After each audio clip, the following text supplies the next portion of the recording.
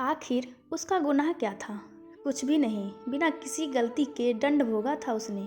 उसकी व्यथा कथा की शुरुआत उसी दिन हो गई थी जिस दिन वह विवाह बंधन में बंधी थी। ईसा के पिता एक सरकारी संस्थान में कार्यरत थे और माँ पढ़ी लिखी गृहिणी थी। उसकी एक छोटी बहन थी। दोनों बहनें पटना के एक कॉन्वेंट स्कूल में पढ़ती थीं। ईसा शुरू से ही एक विशिष्ट विद्यार्थी थी और माँ बाप उसे पढ़ने के लिए सदा प्रोत्साहित करते रहते थे। 10वीं व 12वीं की बोर्ड परीक्षाओं में ईसा मेरिट लिस्ट में आई थी। इसके बाद उसे दिल्ली विश्वविद्यालय में एक प्रख्यात कॉलेज में दाखिला मिल गया था।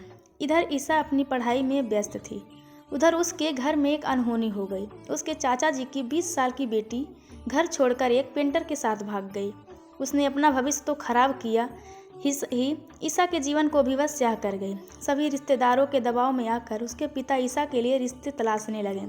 सबको समझाने की सारी कोशिशें व्यर्थ चली गई थी। ईसा की गलती किसी और की, सज़ा किसी और को।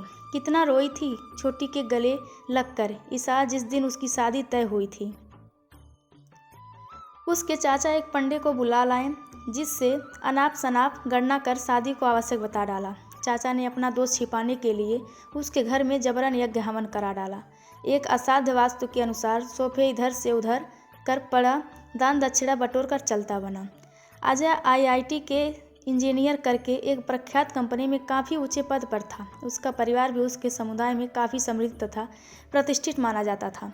उस पर भी उन लोगों की तरफ से 1 रुपये की मांग नहीं रखी गई थी। देखने में तो अजय साधारण ही था, परंतु वैसे भी हमारे समाज में लड़के की सूरत से ज़्यादा उसका बैंक बैलेंस तथा परिवार देखा जाता है। हाँ, बात अगर लड़की की हो तो नाक का जरा सा मोटा होना ही शादी टूटने का कारण बन जाता है। अजय को उसके आगे पढ़ने से कोई ऐतराज़ नहीं था। वैसे भी शादी के बाद उन दोनों को दिल्ली में रहना था। उनकी सिर्फ एक ही शर्त थी, ईसा नौकरी कभी नहीं करेगी। अजय और उसके परिवार को एक घरेलू लड़की चाहिए थी। शादी तय होने से लेकर शादी होने तक ईसा के अश्रु नहीं थमे। अपनी विदाई में तो वह इतना रोई थी कि बारात में मौजूद अजनबी लोगों की भी आंखें भर आई। सबको लग रहा था माता पिता से जुदाई का दुख उसे दर्द दे रहा है, परंतु सिर्फ ईसा ही जानती थी कि वह रो रही थी अपने सपनों, अपनी उम्मीदों और अपने लक्ष्य की मृत्यु पर। विवाह करके ईसा भौतिक सुख सुविधाओं से भरे हुए ससुराल में आ गई थी। संसार की नज़रों में उसके जैसा सुखी कोई नहीं था।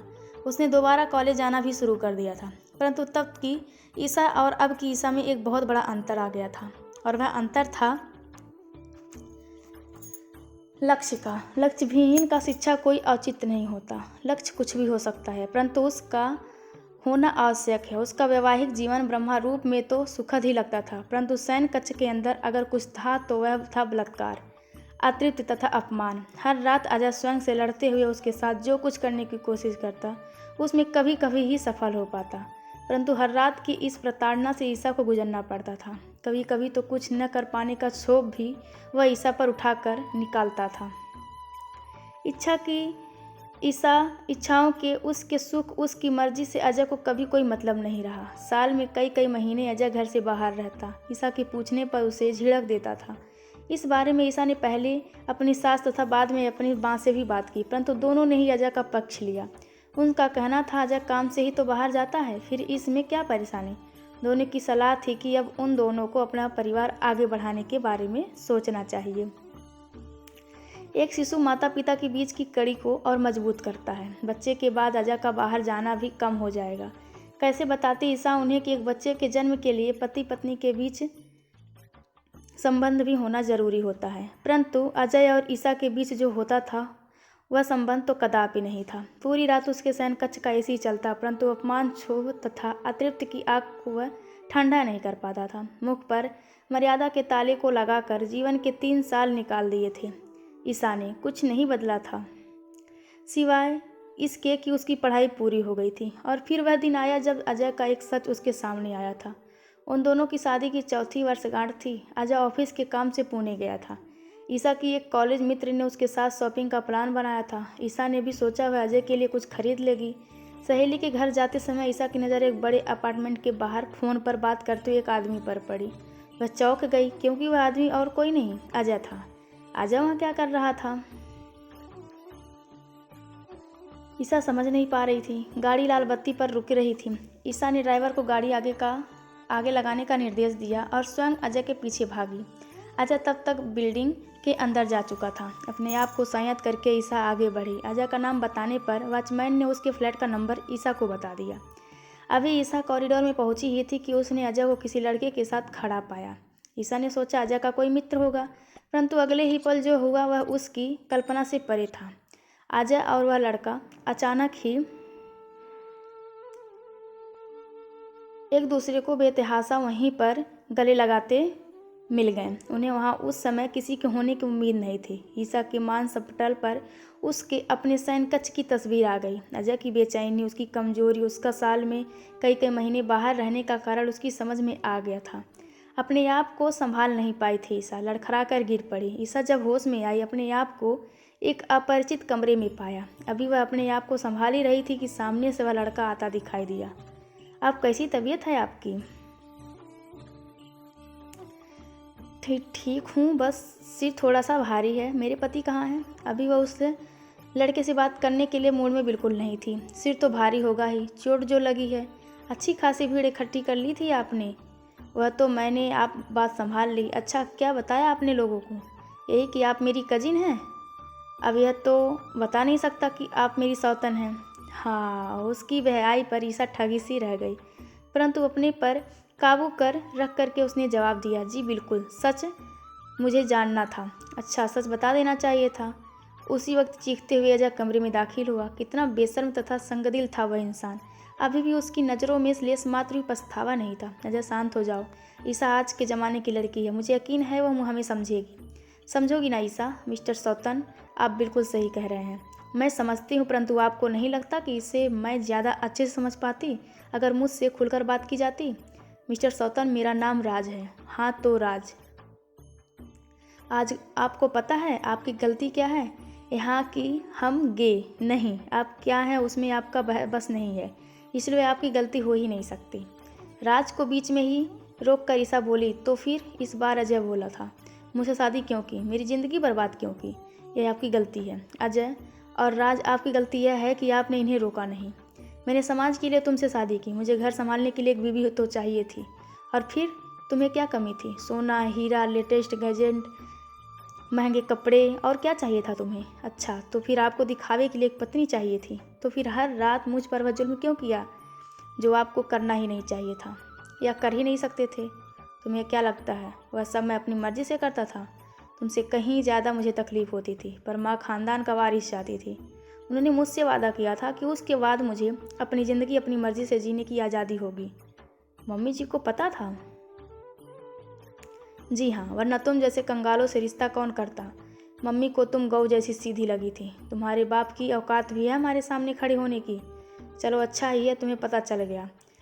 जाओ, अब जाओ। सही पहचाना आपकी माँ ने। मैं गऊ हूँ, परंतु वे मेरे सिर के ऊपर की सींगों को देखना भूल गई। अपमान की आग में झुलसती हुई ईसा ने कहा, अच्छा क्या करेगी तू? जरा मैं भी तो सुनूं। मैं सबको तुम्हारी और तुम्हारे खानदान की असलियत बता दूंगी। तुम सब इंसान के भेष में छिपे भेड़िए हो। मैं जा रही हूँ। हमारी अगली मीटिंग कोर्ट में होगी। अच्छा, यह बात है। राज, देख मैंने कहा था ना, यह ऐसे नहीं मानेगी। चल आजा, चढ़ जा इसके ऊपर। उन दोनों ने ईसा की तैयारी शायद तभी कर ली थी जब ईसा बेहोश पड़ी थी। ईसा मुसीबत में फंस चुकी थी।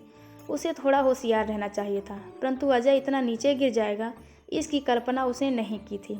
राज ने ईसा को बिस्तर पर गिरा दिया था और उसके कपड़े उतारने की कोशिश कर रहा था। यह सब कुछ अजय अपने वीडियो में रिकॉर्ड कर रहा था। अरे राज, उतर नहीं रहा तो फाड़ दे, फिर इस वीडियो बनाएंगे। हमें धमकी दे रही थी, इसके बाद यह वही करेगी जो हम कहेंगे, वरना यह वीडियो। तभी दरवाजे की घंटी जोर से बजी। रुक कर वह काफ़ी बार बजी। राज और अजय दोनों चौंक पड़े। इस बात का फ़ायदा उठाकर ईसा ने राज को वहाँ किक मारी जहाँ उसे सबसे ज़्यादा दर्द होता है। फिर जोर जोर से शोर करते हुए दौड़ी। अजय ने लपक कर उसका मुंह बंद किया और उसका सिर दीवार पर जोर से दे मारा, परंतु तब तक उसकी आवाज़ बाहर जा चुकी थी। लोगों ने दरवाज़ा तोड़ दिया था। स्थानीय लोगों ने पुलिस को भी बुला लिया था। दरवाज़ा तोड़ने पर उसने अस्त व्यस्त कपड़ों को देखकर लोगों को सारा माजरा समझते देर न लगी थी। गनीमत यह हुई थी कि पुलिस की पेट्रोलिंग टीम पास में ही थी, इसीलिए पुलिस को भी आने में ज़्यादा समय नहीं लगा था। अस्पताल में ईसा से मिलने उसके कॉलेज के कई मित्र आए थे। उन्होंने ही उसके मम्मी पापा को फ़ोन किया था। मम्मी पापा शाम तक आ गए थे। पापा बार बार स्वयं को दोष दे रहे थे। ईसा की यंत्रगणाओं का दौर था, यही ख़त्म नहीं हुआ था। जब उसने अजय को तलाक देने का निर्णय लिया, मम्मी पापा के अलावा सभी रिश्तेदार ने उसका जमकर विरोध किया।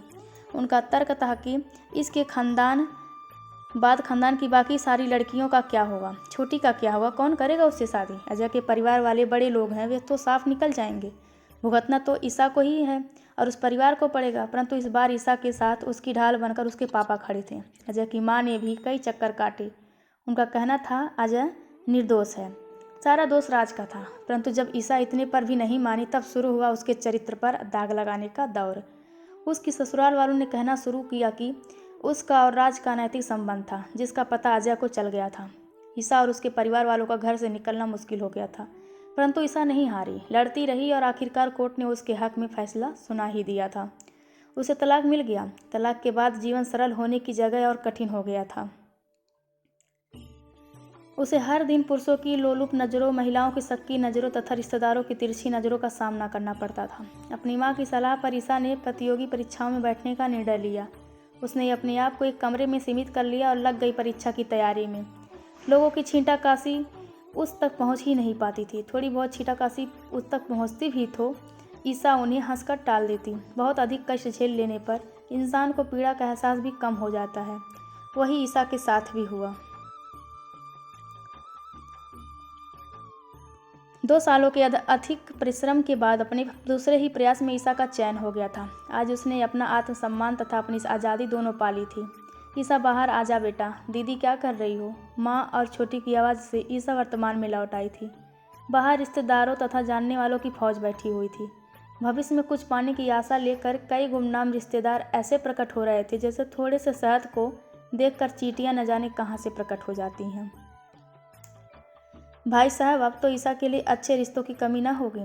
कोई कह रहा था। पापा से बात घूम फिर कर वही आ गई थी। शादी जैसे स्त्री जीवन का एकमात्र लक्ष्य था तथा उसकी पूर्णता शादी में ही है। बेटा, पंडित जी आ गए हैं तथा चाचा